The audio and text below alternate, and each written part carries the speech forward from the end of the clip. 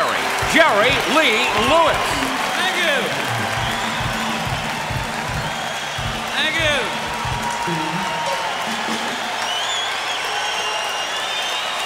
Thank you, ladies and gentlemen. Thank you very much. I love you. Welcome to the Massey Hall here, ladies and gentlemen, to a great theater and a great show tonight. You're going to enjoy it. Woo! My name is Jerry Lee Lewis, and thank you.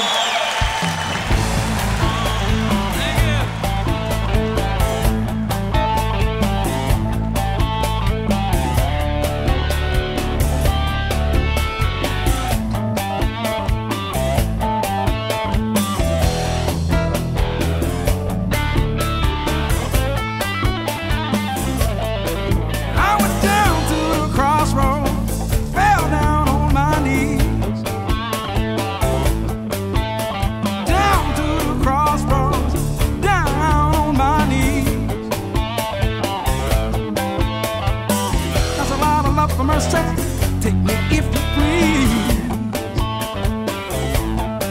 I went down to the crossroads, trying to beg a ride. Down to the crossroads, trying to beg a ride. Nobody seemed to know me. Everybody passed my high. Well, I'm going down the road there. Take my rider by my side. Going down to road there. Take my rider by my side. We can still buy a house, baby, on the riverside. Rock and roll primarily evolved from the blues. Some people say it was 4 Southern good old boys who introduced the music form which shaped popular music today. These young Southern souls were signed to Sam Phillips' legendary rock and roll label, Sun Records. A simple black vinyl disc with a yellow label spread the word that rock and roll was here to stay. Carl Perkins, Jerry Lee Lewis, and Elvis Presley, rightly considered legends, rocked the nation and still do.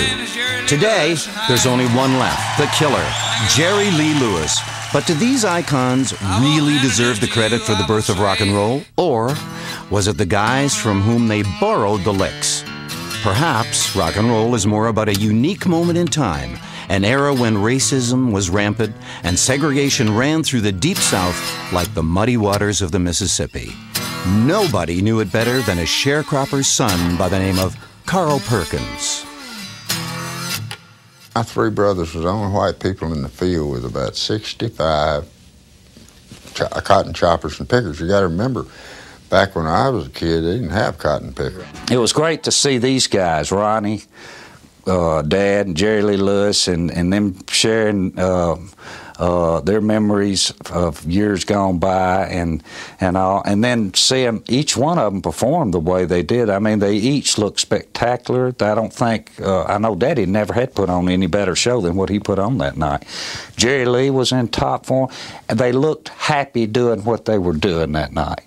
And it came across that way, and that was a special evening. I don't think I've ever had the pleasure. I've tried to run into you. I saw you with a French whore in Toronto, Canada one time. You did? Yeah, that was before you got false teeth. I hope you joined up with me and Master, you think I don't know you? Made a night out of it now. Maple Leaf Gardens? I think we played there 2 nights with Bob. We did about 40 shows like that, though, in North America. And it wasn't just the band and Bob Dylan who were some of the greatest names in music to appear at Maple Leaf Gardens. Back in 1957, Elvis Presley, one of the 3 Sun Records' early rebel-rousers, took to the stage in Toronto on April 3rd, 1957, just before he enlisted in the Army, and shook Toronto up with his gyrations that had wide-eyed teenage girls screaming, sighing, and pounding their feet. Was Elvis really the depraved, sex-crazed devil incarnate, or was he simply pure rock and roll? Elvis was more than just a pretty face. He was well-mannered, polite, and articulate, qualities that are often overlooked. He also had an opinion about his music, which he shared with others, especially when confronted by discerning journalists. If you think rock and roll won't diminish in popularity, what do you think sustains its popularity? What quality of it that you think makes it popular? Well, sir, rock and roll has been around for many years. It used to be called rhythm and blues. And as far back as I can remember, it's been very big.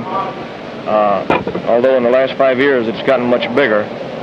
But I personally don't think it will ever die completely out. Because they're going to have to get something mighty good to take its place as far as the young people are concerned. What about cleaning it up or at least improving it morally and maybe taking the wiggle out of it? Well, sir, you take the wiggle out of it, it's finished. Elvis was greatly influenced by this street right in front of us, by Beale Street. He sat on that curb. He listened to African-American blues musicians. He listened to music of early blues musicians like Robert Johnson. He loved this music.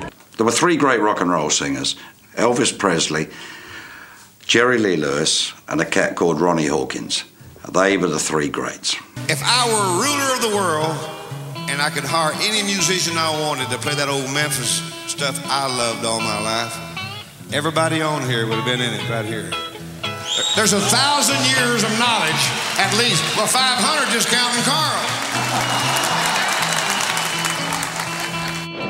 Well, sir, you take the wiggle out of it, it's finished.